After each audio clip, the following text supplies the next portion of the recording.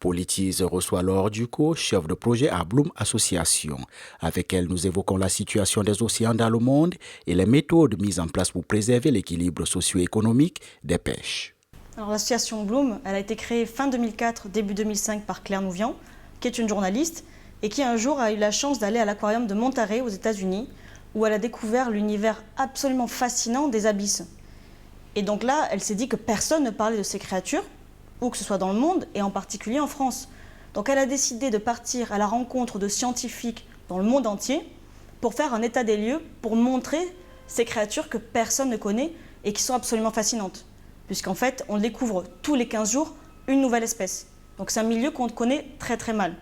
Sauf qu'en faisant ce tour du monde des scientifiques, elle s'est rendue compte que dans les océans, il y avait cette beauté, cette poésie absolument fascinante des abysses, mais elle s'est aussi rendue compte qu'il y avait une destruction causée par des engins de pêche dont personne ne parlait. Donc elle a décidé, en créant l'association Bloom, de se faire le porte-voix, finalement, de ces créatures qui ne peuvent pas parler pour elle. Donc elle a monté l'association Bloom, donc ça fait plus de 10 ans que maintenant, ça fait 10 ans maintenant que l'association existe, et elle se bat pour préserver les océans et l'équilibre socio-économique des pêches. Alors en tant qu'association extrêmement petite, en tant que structure de 7 personnes, nous n'avons pas les moyens ni humains ni financiers de réaliser un événement pour cette journée mondiale des océans. Par contre, nous avons participé à celle organisée par l'UNESCO, et donc nous avons assisté à toutes les tables rondes et aux ateliers présentés à la fois par des scientifiques et des personnalités politiques. Donc nous sommes ravis qu'il existe une journée des océans. Par contre, ce qu'on aimerait, c'est qu'il y ait beaucoup plus souvent ce genre d'événements, puisque les océans sont intimement liés au fonctionnement du climat, et n'avoir qu'une seule journée attribuée à l'honneur des océans, ça nous semble tout à fait insatisfaisant. Donc nous souhaiterions vraiment que l'océan soit placé à l'ordre du jour des négociations politiques, et d'autant plus cette année, puisqu'en décembre 2015 se déroulera la conférence des parties, la COP21, et en plus à Paris. Alors, ce qui se passe, c'est que les pêches profondes, qui sont des techniques de pêche très particulières, notamment le chalutage profond, qui a été décrite par les chercheurs scientifiques comme la méthode la plus destructrice de l'histoire, c'est une technique qui consiste à envoyer des filets lestés dans les fonds marins jusqu'à 1800-2000 mètres de profondeur et à racler les grands fonds marins. Tout ça pourquoi ? Pour attraper 3 espèces commerciales, à savoir la lingue bleue, le sabre noir et le grenadier, et à rejeter toutes les autres espèces qui ne servent pas à la vente commerciale. Et donc ça veut dire qu'il peut y avoir jusqu'à une centaine d'espèces rejetées, le plus souvent mortes, par-dessus bord. Alors nous, ce que nous voulons, c'est que l'on interdise le chalutage profond, qui est l'une des techniques de pêche profonde. Par contre, nous ne sommes absolument pas anti-pêche, bien au contraire. En fait, l'objectif, la mission de Bloom, c'est de renverser le paradigme économique qui gouverne le monde de la pêche et qui consiste à favoriser les pêcheries industrielles face aux pêcheries artisanales, ce qui a des conséquences sur l'environnement, mais aussi sur le tissu social et sur le tissu économique de nos sociétés. Donc ce que nous voulons, ce n'est absolument pas interdire la pêche, non, non. Nous, ce qu'on veut, c'est favoriser une pêche artisanale qui respecte la ressource, qui respecte les gens et l'environnement. Donc on n'appelle pas au boycott total, on appelle simplement les politiques, les citoyens, les industriels à arrêter le chalutage profond, à arrêter les méthodes de pêche les plus destructrices et à favoriser l'utilisation d'engins moins destructeurs et plus sélectifs. Alors, la pétition que nous avons envoyée, adressée à François Hollande, notre président, et qui a été signée aujourd'hui par près de 900 000 personnes, ce qui en fait tout de même la plus signée en termes d'environnement, aujourd'hui, elle continue de tourner. Donc nous, notre objectif, c'est d'atteindre 1 million de signatures pour faire avancer, pour influencer les politiques. Et à l'heure actuelle, elle a déjà eu des effets, un impact, puisque suite à cette mobilisation citoyenne, nous, Bloom, nous avons réussi à faire évoluer les pratiques des industriels, puisque des organisations, des industries comme Carrefour ou les Super U, par exemple, ont arrêté de commercialiser des espèces profondes. La situation des océans dans le monde, elle est catastrophique. On peut encore faire quelque chose, il faut rester positif. Par contre, ce qui se passe, c'est qu'on a déjà, au niveau des stocks de poissons, donc des populations que l'on pêche, on a 10% qui ne sont pas pleinement pêchés. Par contre, on a 60% des stocks de poissons qui sont pleinement pêchés et on a 30% qui sont déjà surpêchés. Et ça, c'est au niveau mondial.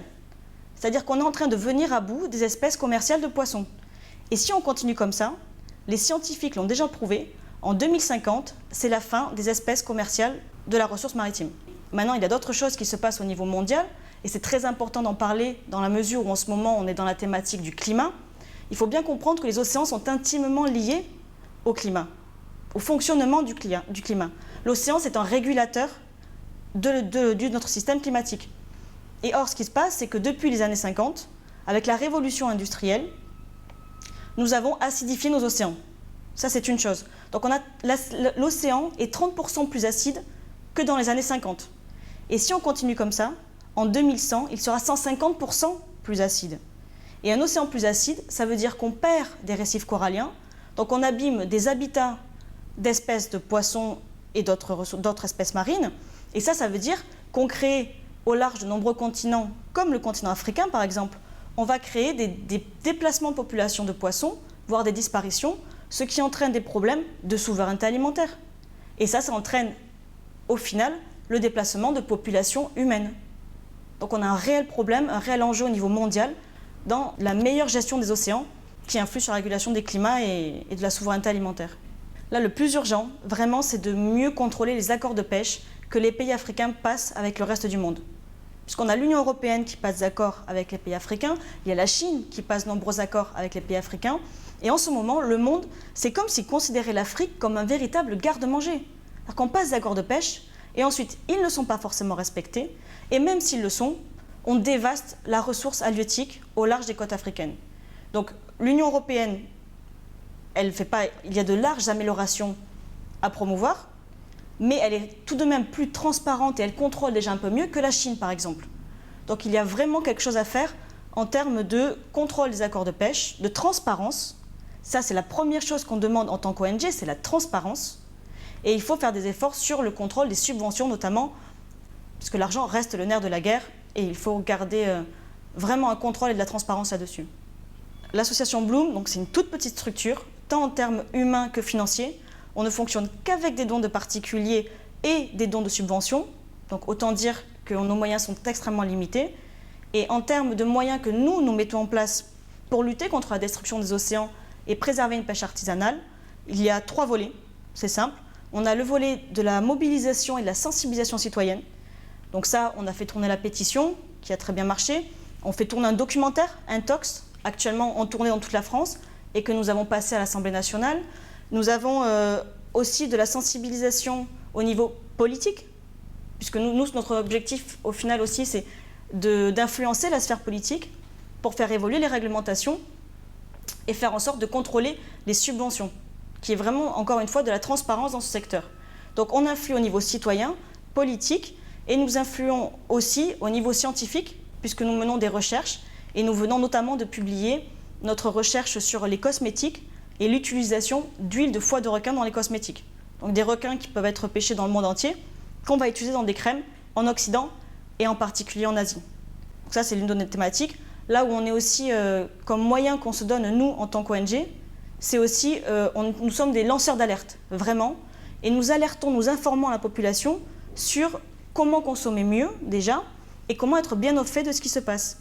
Et nous avons, par exemple, nous sommes en train de sensibiliser la population, de sensibiliser les citoyens sur l'utilisation du label MSC, puisque nous avons la plus grosse flotte de pêche européenne, Intermarché, qui est très connue au niveau français, qui est en train de se faire certifier pêche durable par le MSC, ou en tout cas, qui demande la labellisation du label MSC. Et ce label MSC, c'est ce qu'on appelle un label d'éco-certification, c'est-à-dire qu'un industriel, il va demander à un label de dire « venez dire que ma pêche est durable ». Et après, les citoyens, quand ils vont acheter du poisson au supermarché ou au marché, ils vont voir ce petit label, un rond jaune avec petit poisson bleu du Marine Stewardship Council, MSC, et il y a écrit pêche durable. Donc les citoyens, les consommateurs se disent « parfait, je vais acheter du poisson, mais je vais acheter un poisson durable, puisqu'il est MSC ». Et malheureusement, on se rend compte que ce n'est pas forcément le cas, puisque une partie des pêcheries du MSC n'est absolument pas durable.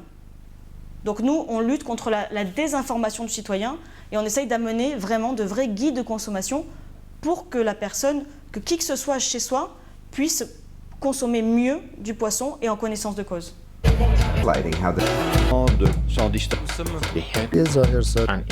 Wie macht